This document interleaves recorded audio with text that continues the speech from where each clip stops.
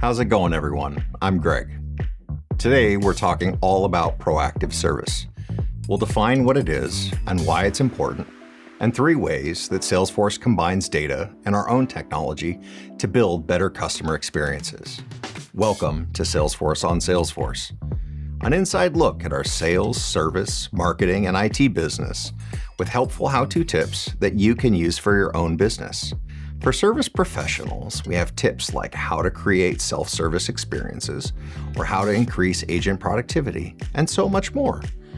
As always, you can learn more on Trailhead, Salesforce's online learning platform, which is linked in the description below.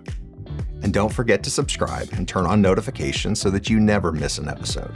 So you're probably wondering, what exactly is proactive service? Well, assisted service is when a customer engages with a live agent via email, phone, social, or chat. Self-service is then when a customer resolves an issue themselves by searching for knowledge articles or watching helpful videos or asking users in a community. So then proactive service is when you identify a customer's need and you provide a solution before they identify the issue themselves. Like when you receive a text reminder that you're almost out of data, or a delivery notification that you have a package arriving late, or a reminder from your doctor that you're due for a wellness check. All of these are examples of proactive service that drive customer loyalty. And customers today don't just want a product, they want a seamless experience or outcome. And at Salesforce, we offer our proactive service capabilities to our signature success plan customers. In building our proactive service experience, we've learned a couple of best practices. So here are 3 things to consider as you're building a proactive service experience. So tip number 1, monitor your customers' data for trends. There's a lot of data out there, a lot. And it's critical that you connect all of those data sources into a single pane of glass. Then you need to make it accessible to everyone in your organization, and you need to empower your team to make more meaningful interactions and better business decisions. At Salesforce, we use Tableau dashboards to visualize and identify trends based on our customers' data and their usage. We can identify thresholds, we can review trends over time, and then we can build proactive triggers that notify us when a customer is at risk of experiencing an issue.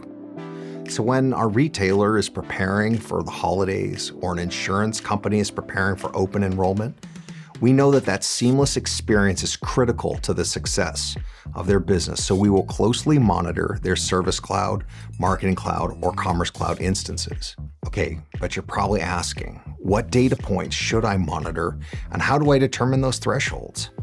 Well, at Salesforce, we went to our highest performing frontline support team members to ask what data points mattered the most. Then we built metrics around that. So if you don't know where to start, make sure that you bring in experts who live and breathe this data day in and day out. So tip number 2, create processes to communicate risks as soon as possible.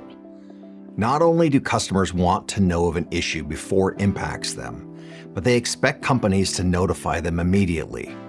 Imagine arriving at your boarding gate at the airport only to learn that the gate's been moved. To prepare for these customer notifications, we recommend that you build an effective contact list of your customer's organization. Are there geo-specific points of contact? Are there multiple points of contact? Is there somebody only for the weekdays? Having a robust tool like Marketing Cloud that can identify who the right customer point of contact is and automatically notify them early is a game changer. And at Salesforce, we send the customer an alert with the details on what to do next when we identify a risk.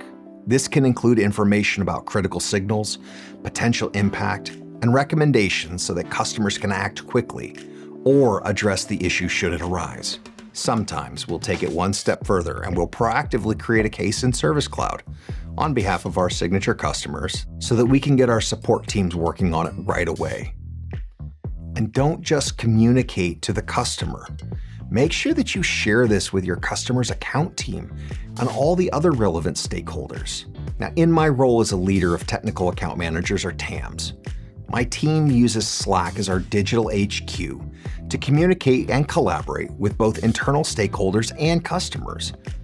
And when a proactive monitoring alert goes off, Slack can notify support engineers and the customer. These direct channels with customers are particularly important during critical incidents and key events. Tip 3. Follow up with personalized solution and preventative measures. This last step is incredibly important to build customer trust.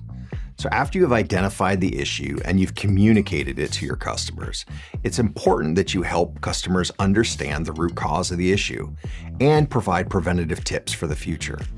At Salesforce, our technical account managers can do this in a number of ways. First, they'll look deeper into a customer's org to understand why the issue occurred. Is it because something was configured wrong?